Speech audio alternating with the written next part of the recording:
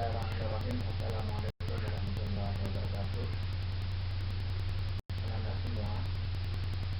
Anak-anak semua, pada pertemuan kali ini kita akan membahas materi bab 2, yakni strategi perlawanan bangsa Indonesia terhadap penjajahan bangsa-bangsa Eropa hingga abad ke-20. Bismillahirrahmanirrahim. Assalamualaikum warahmatullahi wabarakatuh. Anak-anak semua, pada pertemuan ini kita akan membahas materi bab 2, yakni strategi perlawanan bangsa Indonesia terhadap penjajahan bangsa-bangsa Eropa hingga abad ke-20. Selanjutnya, di materi bab 2 ini, SK dan KD, yakni menganalisis proses masuk dan perkembangan penjajahan bangsa Eropa, Portugis, Spanyol, Belanda, Inggris ke Indonesia. Adapun tujuan dari pembelajaran ini, setelah peserta didik melakukan proses pembelajaran, peserta didik dapat mengidentifikasi perlawanan rakyat terhadap Portugis, Spanyol, Inggris, VOC, dan pemerintahan kolonial Belanda. Tujuan pembelajaran yang kedua, peserta didik dapat menganalisis perlawanan rakyat Aceh, Maluku, Mataram, Banten, dan Makassar terhadap Portugis serta VOC. Oke anak-anak, selanjutnya kita akan membahas yang kedua.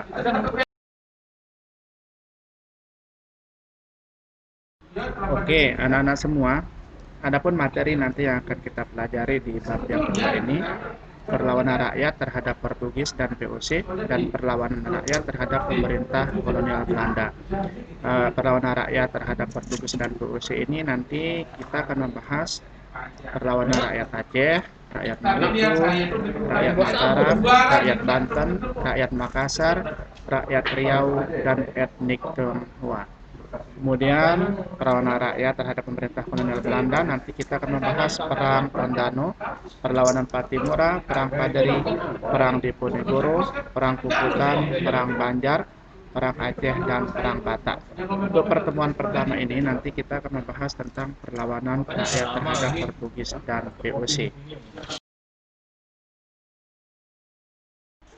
Oke anak-anak, pertama kita akan membahas tentang perlawanan rakyat Aceh. Apa yang melatar belakanginya? Yang melatar belakangi perlawanan rakyat Aceh adalah kedudukan Portugis di Malaka ini mengganggu perkembangan dari perdagangan Aceh.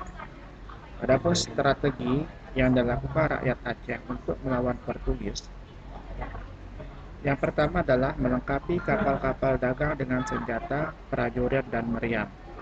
Selanjutnya, mendatangkan bantuan persenjataan, pasukan, dan ahli perang dari Turki. Dan yang ketiga, melakukan kerjasama dengan kerajaan-kerajaan lain seperti Demak dan Kaliput. Aceh beberapa kali melakukan serangan terhadap Portugis di Malaka.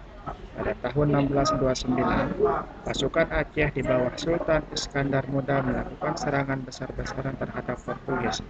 Serangan ini sempat membuat Portugis kewalahan dan harus mengerahkan semua kekuatan menghadapi pasukan Sultan Iskandar Muda. Akan tetapi, serangan Aceh ini belum berhasil mengusir Portugis dari Malaka. Selanjutnya, perlawanan rakyat Maluku terhadap Portugis. Apa yang menyebabkan rakyat Maluku melakukan perlawanan terhadap rakyat Portugis?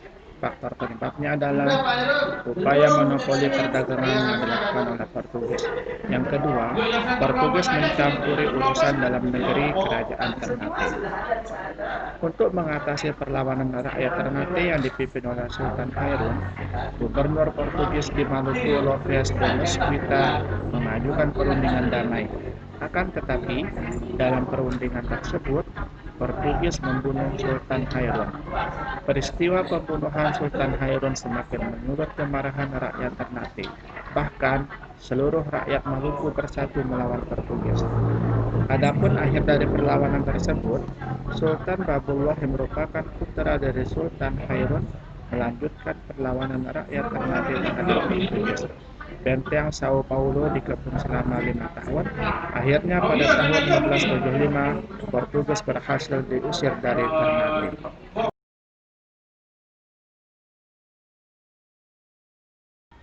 Selanjutnya, perlawanan rakyat Maluku terhadap VOC. Apa yang menjadi faktor penyebabnya? Yang pertama, praktik monopoli perdagangan rempah-rempah. Yang kedua, campur tangan dalam proses penobatan Sultan Tidore. Perlawanan rakyat Maluku terhadap VOC ini berlangsung selama 3 kali perlawanan. Pada tahun 1635 sampai dengan 1646, VOC harus menghadapi serangan sporadis dari rakyat Hitu yang dipimpin oleh Kakiali dan Keluka Besi. Perlawanan yang kedua pada tahun 1650, rakyat Ternate di bawah pimpinan Kekili Said melakukan perlawanan terhadap VOC. Perlawanan yang ketiga pada tahun 1680, Sultan Nuku memimpin perlawanan rakyat Tidore.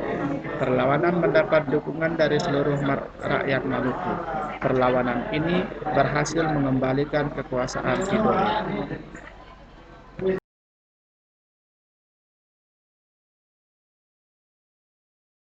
Selanjutnya, perlawanan rakyat Mataram. Apa yang melatar belakangi sehingga rakyat Mataram melakukan perlawanan terhadap VOC?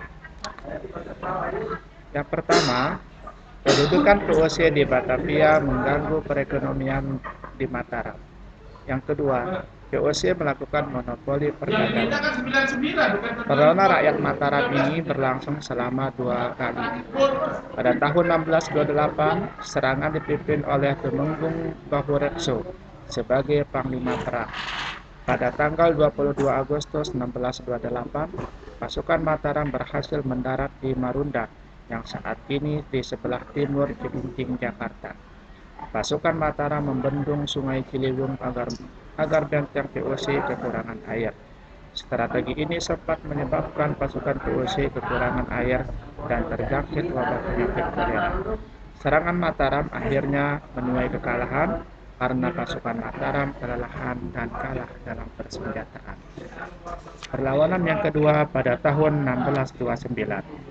Sultan Agung menyusun strategi dengan belajar dari kekalahan pertama. Dalam serangan ini, pasukan Mataram berhasil menghancurkan benteng Hollandia dan menerobos masuk Batavia. Akan tetapi, kapal perang VOC berhasil membakar lumbung makanan pasukan Mataram di Cirebon dan Tegal.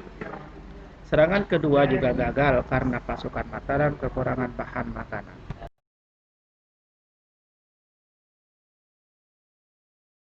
Selanjutnya, perlawanan rakyat Banten. Banten memiliki posisi strategis sebagai bandar perdagangan internasional. Letak geografis Banten berdekatan dengan Selat Sunda, yang merupakan penghasil lada terbesar di Jawa Barat. Oleh karena itu, yang melatar belakanginya adalah monopoli perdagangan VOC mengganggu aktivitas perdagangan di Banten. Adapun jalannya perlawanan, untuk menghadapi VOC, Sultan Ageng Tirtayasa melakukan pembangunan saluran irigasi dan menjalin hubungan dengan negara-negara lain. Dalam perkembangannya, Banten berhasil mengganggu daerah kekuasaan Belanda hingga tembok kota Batavia.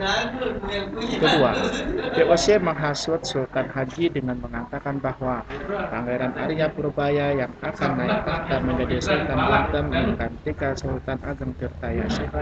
Sultan Haji kemudian melakukan perjanjian dengan VOC untuk melancarkan niatnya menjadi Sultan Banten. Di Banten ini dikenal dengan politik adu domba. Ya. Kemudian akhir dari perlawanan, Sultan Haji dengan bantuan VOC berhasil merebut tahta Banten. Pada tahun 1683, Sultan Ageng Tirtayasa berhasil ditangkap dan ditawan di Batavia hingga wafat pada tahun 1692. Dalam perkembangannya, Banten hanya menjadi bayang-bayang dari VOC.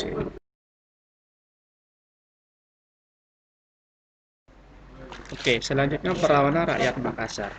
Adapun yang melatar belakangi perlawanan rakyat Makassar terhadap VOC, VOC berupaya menguasai Makassar untuk dijadikan sebagai pusat kegiatan. Bagaimana bentuk perlawanannya? Sedangkan VOC terhadap Makassar dimulai pada tahun 1634. Rakyat Makassar berhasil mematahkan serangan VOC. Serangan yang kedua pada tahun 1666, VOC mengerahkan armada yang besar untuk menaklukkan Makassar. Dalam serangan ini, VOC menjalin kerjasama dengan Aru Palaka. Kemudian pada tahun 1667, Sultan Hasanuddin dipaksa menandatangani perjanjian Bongaya. Adapun isi dari perjanjian Bongaya tersebut, pertama, VOC memperoleh hak monopoli rempah-rempah di Makassar. Yang kedua, VOC boleh mendirikan benteng pertahanan di Makassar. Tiga, wilayah kekuasaan kerajaan Gua Talo di luar Makassar menjadi milik VOC. Empat, Aru Palaka diakui sebagai Raja Bone. Dan yang kelima, Makassar membayar seluruh kerugian perang. Oke, terima kasih untuk anak-anak semua atas perhatiannya, atas konsentrasinya membahas materi pada kesempatan ini. Untuk motivasi kita semua, hanya anak bangsa sendirilah yang dapat diandalkan untuk membangun Indonesia. Tidak mungkin kita mengharapkan dari bangsa lain. Demikian dikatakan oleh Bapak Baharudin Yusuf Habibie. Untuk itu, saya berpesan kepada anak-anak semua untuk terus belajar, belajar, dan belajar. Sekian, Assalamualaikum warahmatullahi wabarakatuh.